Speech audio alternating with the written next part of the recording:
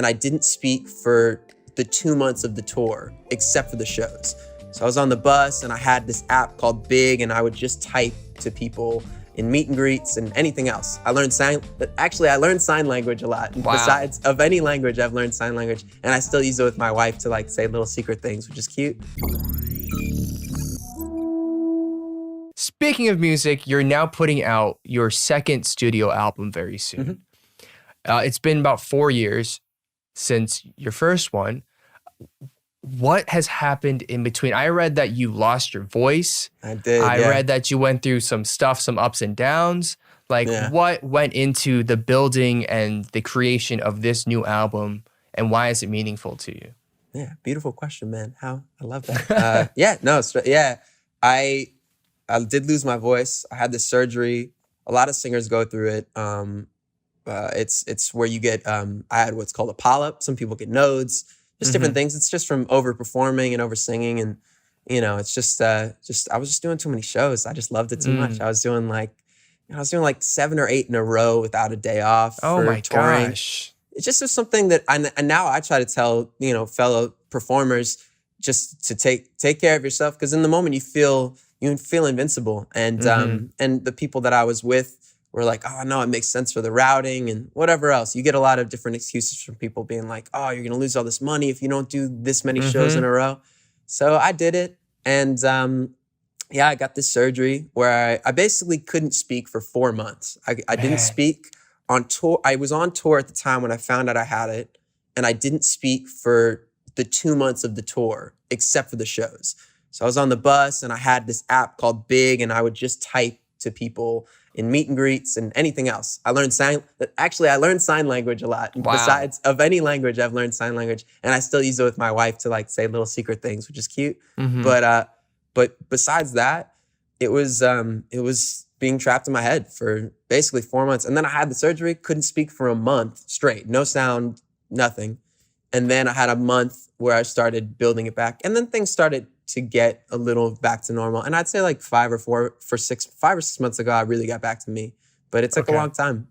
But it was definitely, I learned to just really appreciate every second I'm on stage, every show's as if my last, it really did affect me in that way, because before maybe I was like, man, I'm so glad to be at the show, but like, I'm just doing this so I can get to an arena. You just keep thinking of the growth. And it definitely made me present and thinking, well, if there's 500 people in this room or 5,000, I don't care. I'm going to give it the same amount. I'm going to give that Kobe. I'm going to give that Michael Jordan. I've been watching those ESPN docs, and it's definitely, you realize that it could be your last. So treat it every time like that. And I didn't before then. I was always just thinking about like, oh, I'm seeing my friends become huge, and I'm just, I'm caring about that. And it really broke my priorities. So going through a little trauma like that just makes you appreciate being able to do the thing you love doing. I mean, amen. I cannot fathom what that is like to have something that, essentially as a performer, you rely on your voice for everything, right? Like it is your bread and butter. It's how you make your money. It's how you express yourself. And it's a big embodiment of who you are as a person. It's your identity. And to have that stripped down is a very, I would think like it could cause like an existential crisis in many ways. Like, did you have any of those moments? Oh yeah, man. So many. I had my relationship suffered. We had so many like fights where I wouldn't speak. I just have the app and I like would type things to her, and then she'd be yelling, and she just wanted me to speak. She was like, just talk to me for 15 minutes. People were always joking with her, being like, oh, you must love this. Your husband isn't talking. She was like, no, I hate it. You have to speak to me. And I think that was definitely painful. And then there were some other things. Like I was with a certain, people on my team for like 5 or 6 years. And then it went away when the second it happened, those people went away. And I got a whole new crew of people. And it was because of the surgery. And that sucked too, man. All of it. It felt like the rug was just being pulled. Wait. Sorry. So if I'm understanding, once you had like, I have this issue, I have this health problem, people that were around you kind of just bounced. Yeah. In a way. I don't think the long story short of it is they're cool people, and we're cool now. But at the time, I think it was a moment for them. Maybe I always try to think of it from their end, but from my end, I find out about this and then I hear rumblings that they don't want to work together anymore. And then I took the initiative and I was like, you know what? I don't want you to wait till I'm better.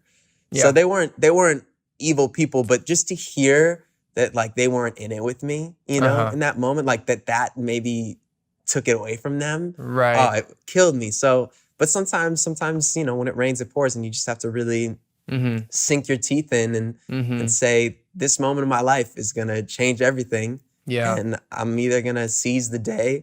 And it's kind of interesting because it even affects this time right now, at least for me. I think that happening, you just roll with the punches and you pivot. You're like, what can I do right now? Right. At that time it was, I can't speak. I literally can't use my voice. I can't sing. So can I write? Can I write physically? There were so many things that I just didn't realize I was doing every day that suddenly when you're not doing it, you just can't, your habits are gone and your daily routine is gone. And not being able to hum a melody or talk to your friends or anything like that, all those little things, you're like, how do I write music? I'm just writing in my head. It was weird. That's fascinating. I'm glad you're through it. I'm glad you're recovered. Thank God. Thanks, man. Hey guys, did you guys like that video? Then make sure you guys subscribe to Daebak Studios YouTube channel and put your notifications on because we got a lot more great content coming your way. Look at this video. See? Wow. And this is great too. Enjoy.